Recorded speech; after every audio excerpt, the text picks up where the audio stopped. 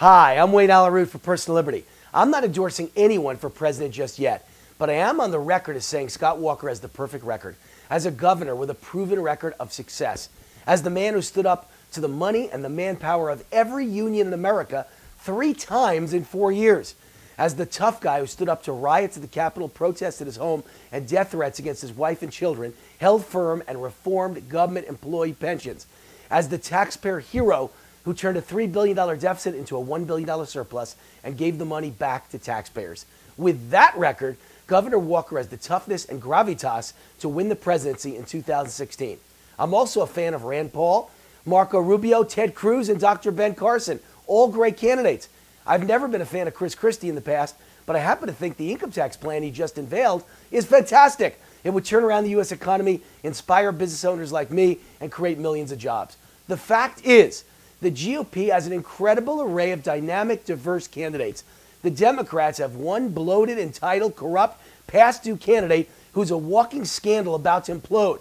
I predict Hillary Clinton will never win the nomination, let alone the White House. She's dead in the water, but delusional Democratic voters refuse to accept reality yet. Because of all that, the future looks bright for the GOP. But there's a wild card on the horizon. Critics laugh at Donald Trump, the Donald. They give him no chance. They say he's too wild and unconventional. They say he's not serious. Well, it appears he is serious. He just put Celebrity Apprentice on hold. That's a $60 million sign of serious. Trump's already built a formidable campaign organization in the early GOP primary states. Don't look now, but it appears Donald Trump's about to officially announce he's entering the GOP presidential race. So let's debunk the critics and naysayers and look at reasons why Donald Trump as president is no joke. Does the Donald have a high opinion of himself, even to the point of sounding egotistical? You bet. As one of America's most successful CEOs, he's earned that right. Find me a high-level CEO that isn't egotistical. Warren Buffett, Bill Gates, Steve Wynn, Sir Richard Branson, Mark Cuban, they all have high opinions of themselves. Those egos have served them well. That's how you become a member of the most exclusive club of billionaire business moguls on a planet with over 6 million people, most of them mired in poverty. Does Trump say exactly what's in his mind? You bet. Millions of Americans who are sick of lying politicians and political correctness will find that refreshing. Here are just a few of his latest statements. President Obama is incompetent and not a good person. I don't give a blank about lobbyists. Bowie Bergdahl is a piece of garbage. Clearly, Barack Obama has failed the African American community.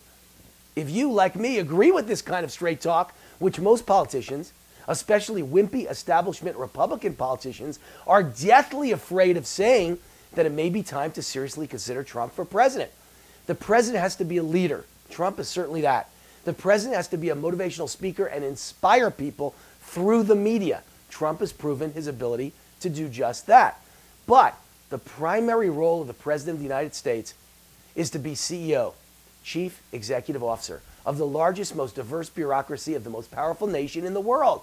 And what does a CEO do? He hires and he fires. He hires the best people he can find, and he doesn't hesitate to fire them when they fail. And we all know that no one does that better than Donald Trump. Look at our government over the past 8 years under Obama. The Benghazi scandal, IRS scandal, Fast and Furious scandal, Veteran Affairs scandal, the lies, misrepresentations, and fraud of Obamacare. The scandal of spending $1 billion on building and fixing a defective Obamacare website. Middle East miscalculations that could lead to World War III. Failure to stop ISIS, open borders, illegal immigration, invasion of America, $8 trillion in deadly new debt, and all-time records for taxes, spending, entitlements, and job-killing regulations. How did all these disasters happen? The wrong people or incompetent people were put in charge by Obama. And then after the results proved just how incredibly incompetent or what failures they were, how many people responsible for these disasters were ever fired? The answer is 0. Even in the VA scandal, where the vets were put on waiting lists to die, no one was ever fired. Trump would have brought each executive, official, and bureaucrat involved and responsible into the boardroom, looked them in the eye, and said, "You're fired." Why does this Obama administration go from one scandal to another, one failure to another? That's an easy answer. Forget about firing them. The people who failed should never have been hired in the first place, and it all starts at the top. Decisions made at the top. An exceptional CEO will recognize and fire someone, not just for failure, by the way, that's a given, but also for just average or mediocre performance. One of the greatest CEOs of all time, Jack Welch of GE, General Electric, had a standing policy that every year the bottom 10% of all managers were fired, even if they were meeting their targets. That's how he turned GE into the world's most valuable company. Now that's accountability. By the way, Donald Trump is quoted as saying that Jack Welch would make a great Secretary of Treasury. What a pleasure it would be for America to have CEOs with that level of competency running our government. Trump and Jack Welch are two CEOs capable of straightening out our government employee mess, too. America has 22 million government employees. Most make way too much money, have obscene pensions that threaten to bankrupt taxpayers, and can't be fired no matter how incompetent they are. It will take a tough leader to solve this mess, a leader who can make tough choices without worrying about hurting someone's feelings, a leader willing to say, "You're fired." Do you know the name Ernest Moniz? He's a current Secretary of Energy, and sadly, along with the Secretary of State John Kerry, leads America's team negotiating a nuclear deal with Iran. Moniz is a nuclear physicist who spent his entire life in academia and government, an egghead.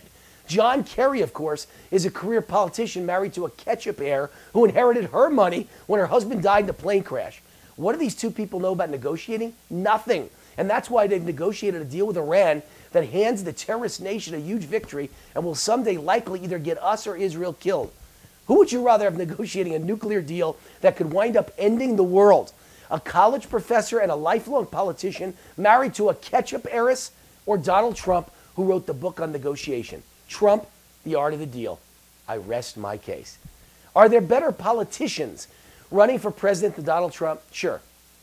Probably all of them are better at politics, lying, spinning, and telling the people what they want to hear. But is there anyone running for president who would be a better CEO for the United States of America than Donald Trump? I think not.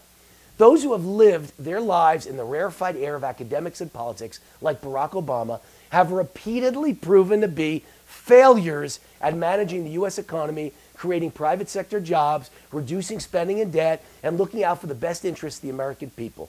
Politicians prove every day they can't or won't put America first. So perhaps what we need is a tough-talking, get-it-done CEO with an outsized ego. Perhaps it's time for someone with the CEO experience to hire people who can do the job right and quickly fire them if they don't.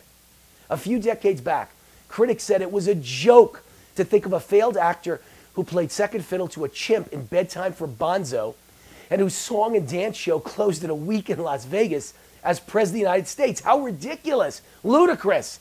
Of course, that guy's name was Ronald Reagan, and he became one of the greatest and most beloved presidents in history. Perhaps Donald Trump for president isn't such a joke or a long shot after all. Oh, and one more bonus. It's my opinion that Obama and his socialist cabal need to be prosecuted for their crimes, including the cover-up in Benghazi, massive criminal political targeting, intimidation in the IRS scandal, and defrauding the American people with the lies of Obamacare. I could easily picture Donald Trump having the courage and chutzpah to hold Obama responsible for his crimes against the American people. Maybe a big ego isn't so bad after all. I'm Wayne Alaroot for Personal Liberty. See you next week. God bless America.